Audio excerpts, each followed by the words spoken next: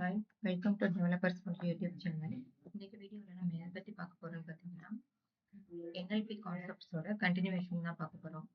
So இன்னைக்கு பார்த்தீங்கன்னா என்கிராம்ஸ் பற்றி பார்க்க போகிறோம். என்கிராம்ஸ்னால் என்னென்னு பார்த்தீங்கன்னா, அதாவது நம்ம கொடுக்குற வேர்டை சென்டென்ஸை வந்து டிவைட் பண்ணுறது. அதாவது ஒரு வேர்டாக டிவைட் பண்ணுச்சுன்னா அது யூனிகிராம். ரெண்டு வேர்டாக வந்து டிவைட் பண்ணிக்கிட்டு அப்படின்னா அது வந்து பைகிராம். அதே மாதிரி த்ரீ வேர்ட்ஸ் வந்து கம்பைன் பண்ணிக்கிச்சு அப்படின்னா அது வந்து ட்ரைகிராம் சொல்லுவாங்க. இந்த மாதிரி எத்தனை வேர்ட்ஸ் சொல்றோமோ அதுதான் என்கிராம்ஸ் அப்படின்னு சொல்லுவாங்க. இதுக்கு எதுக்கு யூஸ் பண்றாங்க பாத்தீங்கன்னா, ஒரு வேர்டோட சீக்வன்ஸை கான்டெக்ஸ்ட வந்து அண்டர்ஸ்டாண்ட் பண்ணிக்கிறதுக்காக. ஓகே, இப்ப எக்ஸாம்பிள் பாருங்க. Sentence I love machine learning. இது ஒரே சென்டென்ஸ். ஓகே, ஸோ இதை நான் இப்போ 1 கிராம்ல ஃபர்ஸ்ட் கிராம்ல யூனிகிராம்ல வந்து பிரிக்கிறேன் அப்படின்னா ஒரு ஈச் வேர்டா வந்து நான் பிரிக்கிறேன். ஸோ ஐ தனியா, லவ் தனியா, மிஷின் தனியா, லேர்னிங் தனியா வருது. இதே இது பைகிராம்ஸ்னா ரெண்டு வேர்டு ஐ லவ், அப்புறம் love machine, machine learning.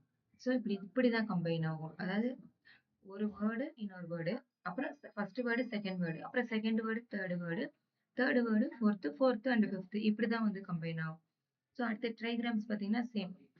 I love machine, அடுத்து லவ் மெஷின் லேர்னிங், அடுத்து எப்படி இருக்கும்? அது வேர்ட்ஸ் நமக்கு கிடையாது. ஸோ அதனால லேர்னிங்கோட விட்டுருணும். புரியுதா? இந்த மாதிரி பிரிக்கிறது தான் என்னன்னு சொல்லுவாங்கன்னு பார்த்தீங்கன்னா என்கிராம்ஸ் அப்படின்னு சொல்லுவாங்க. அடுத்து என்ன பார்க்க போறோம்னு பார்த்தீங்கன்னா டிஎஃப் அண்ட் ஐடிஎஃப்.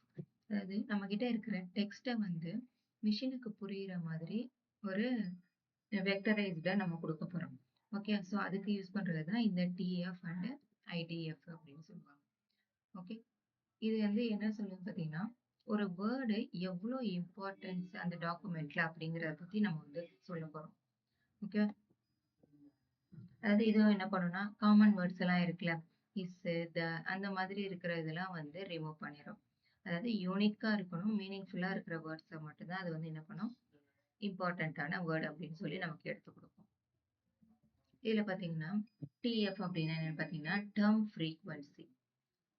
அதாவது ஒரு டாக்குமெண்ட்ல வந்து எத்தனை டைம்ஸ் வந்து ஒரு வேர்டு வந்து ரிப்பீட் ஆயிருக்கு அப்படின்னு கண்டுபிடிக்கிறது. ஓகே, இதுதான் டேர்ம் ஃப்ரீக்வன்சின்னு சொல்லுவாங்க. ஒரு எக்ஸாம்பிள் பாருங்க. Python is easy, Python is powerful.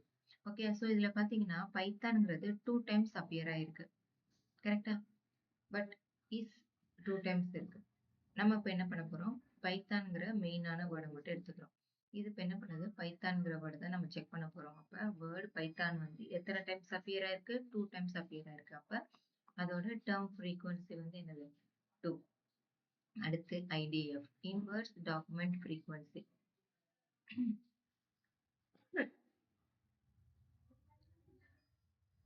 Okay, இப்ப இதை எப்படி கண்டுபிடிக்கிறதுன்னு பாருங்க. இந்த ஐடிஎஃப் வந்து எப்படி கண்டுபிடிப்பாங்கன்னா டோட்டல் டாக்குமெண்ட்டும் divided by document containing the word. ஒரே வேர்டு வந்து நிறைய தடவை வந்து டாக்குமெண்ட்ல வந்து அப்பியர் ஆயிருக்கு அப்படின்னா அது வந்து என்ன ஆகும், லெஸ் இம்பார்ட்டன்ஸ். நான் ஆல்ரெடி சொன்ன மாதிரி இஸ், த அப்படிங்கிறதுலாம் என்னது, காமன் வேர்ட்ஸ். ஓகே, ஸோ அதனால மீனிங்லெஸ்ஸாகவும் இருக்கக்கூடிய வேர்ட்ஸ். ஸோ அதனால இதெல்லாம் என்னது, லெஸ் இம்பார்ட்டன்ட் வேர்ட்ஸ் அப்படின்னு சொல்லி நம்ம ஃபைண்ட் பண்ணுவோம். இங்க சிம்பிள் எக்ஸாம்பிள் கொடுத்துருக்காங்க. ஒரு 100 டாக்குமெண்ட்ஸ்ல வந்து பைத்தான் வந்து எத்தனை தடவை அப்பியர் ஆயிருக்கு, 5 டைம்ஸ் அப்பியர் ஆயிருக்குன்னு சொல்லியிருக்காங்க. அடுத்து த, இந்த வேர்டு எத்தனை தடவை அப்பியர் ஆயிருக்கு, 100 டாக்குமெண்ட்ல 100 டைம்ஸ் இருக்கு. ஓகே, அப்ப எது வந்து ஹை ப்ரியாரிட்டி, ஹை இம்பார்ட்டன்ஸ் எதுக்கு வரும், பைத்தானுக்கு தான் வரும். ஓகே, ஸோ நம்ம ஆல்ரெடி இங்க நம்ம சொன்ன மாதிரி ஐடிஎஃப் எதை கால்குலேட் பண்ணோம், டாக்குமெண்ட்ல வந்து எது வந்து நம்பர் ஆஃப் டைம்ஸ் வந்து கம்மியா இருக்கோ அதுக்கு வந்து லெஸ் இம்பார்ட்டன்ஸ் கொடுக்கும். காமன் வேர்ட்ஸ் எல்லாம் எல்லாத்தையும் அது ரிமூவ் பண்ணிடும். புரியுதா?